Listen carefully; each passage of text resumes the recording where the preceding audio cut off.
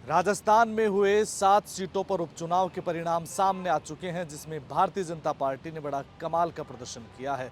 क्या इसके पीछे की रणनीति रही, उसको लेकर बातचीत करने के लिए हमारे साथ जयपुर देहात के जिला अध्यक्ष राजेश जी हैं। राजेश जी, कौन कौन सी सीटों पर जाना हुआ और उसके बाद क्या वहां पर रणनीति अपनाई गई कि बीजेपी 5 के आंकड़े तक पहुंच गई? सबसे पहले मैं आपके माध्यम से राजस्थान प्रदेश के तमाम वोटर्स को धन्यवाद दूंगा कि उन्होंने भारतीय जनता पार्टी में विश्वास व्यक्त करते हुए 7 में से 5 सीटें भारतीय जनता पार्टी की झोली में डालने का काम किया। मैं आप उन तमाम पार्टी के वर्कर्स को धन्यवाद दूंगा कि उन्होंने अपना कीमती समय पार्टी के लिए निकाल कर निष्ठा के साथ में प्रत्येक शक्ति के अंदर मानते हुए वहाँ पे खड़े होकर पार्टी के पक्ष में वोट डलवाने का काम किया। और जनता आभारी इसलिए भी है कि सरकार भारतीय जनता पार्टी की है और उस विधानसभा का कैसे विकास हो, इसलिए उन्होंने भारतीय जनता पार्टी में भजन लाल जी की सरकार को अपना बेहद कीमती अमूल्य वोट देकर विजय बनाने का काम किया। हमारे प्रदेश के यशस्वी मुख्यमंत्री भजन लाल शर्मा जी के 11 महीने के अंदर की गई ऐसी योजनाओं का लागू होने के कारण ये हमें ताकत मिली है। प्रदेश के अध्यक्ष मदन लाल जी राठौड़ साहब के माध्यम से सभी लोगों का साथ में समन्वय बनाकर उनको फील्ड में उतारने का काम उन्होंने किया और सरकार और संगठन के अंदर अच्छा तालमेल बनाने का काम उन्होंने किया। मेरे को भी दौसा देवली उनियारा खींवसर जाने का अवसर प्राप्त हुआ।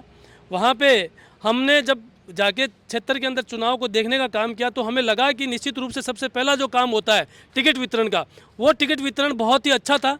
हमारे वहाँ के आम कार्यकर्ता जो जनता की आवाज़ उठाता था उनको टिकट मिला और उसकी बदौलत हमारी आज ये इतनी बड़ी जीत हुई है।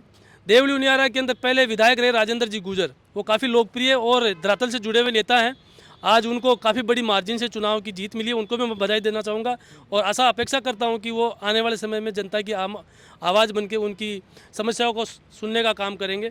और जैसे ही टिकटों की घोषणा हुई थी, उसके बाद बगावत के सुर शुरू हुए थे, चाहे वो झुंझुनू से हो, रामगढ़ से हो, सलूम्बर से हो। उसको सीएम साहब ने बड़े अच्छे तरीके से मैनेज किया। वो कितना महत्वपूर्ण मानते हैं इस पूरे चुनाव के परिणाम को लेकर?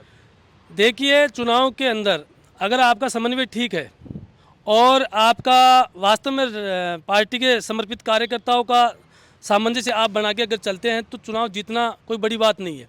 और ये पहला उदाहरण आपने देखा होगा कि राजस्थान में भारतीय जनता पार्टी का एक भी कार्यकर्ता जिसने हमारे जो टिकट हमने दिए उसका किसी ने विरोध नहीं किया, बल्कि उसको सहजता से गले लगाकर उसके समर्थन उन्होंने दिया।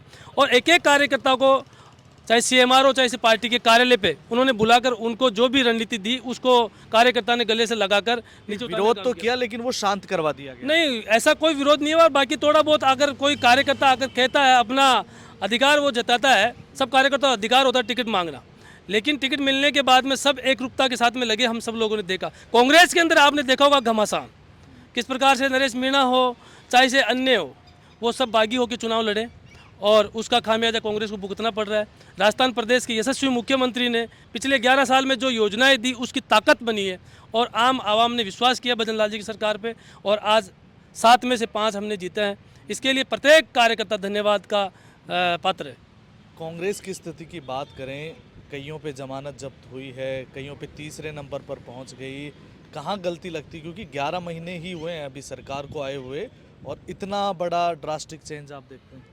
कांग्रेस का आत्मविश्वास और अलरगन बातें करना, जिस प्रकार से भजन लाल जी की सरकार बनी और किस प्रकार से कांग्रेस के प्रदेश अध्यक्ष जो एक जिम्मेदार कुर्सी पर बैठे हैं, फालतू फालतू बातें करना, पर्चे की सरकार बताना, उनमें विश्वास नहीं करना, ऐसी जो बातें हमने सब लोगों ने देखी। लेकिन जनता देख रही थी, क्योंकि किस प्रकार से ईआरसीपी के मुद्दे को बहुत मजबूती के साथ में उठाने का काम भजन लाल जी की सरकार ने किया, किस प्रकार से किसानों की आवाज़ बनकर उन्होंने डीजल पेट्रोल को कम करने का काम किया, जिन लोगों ने हमारे युवाओं के साथ में कुठारघात किया, पेपर बेचने का काम किया, उनको जेल में डालने का काम हमारे भजन लाल जी की सरकार ने किया। और किस प्रकार से अभी आप देख रहे होंगे कि नए नए जो नौकरियां निकालने का काम हमारी भजन लाल जी की सरकार ने किया।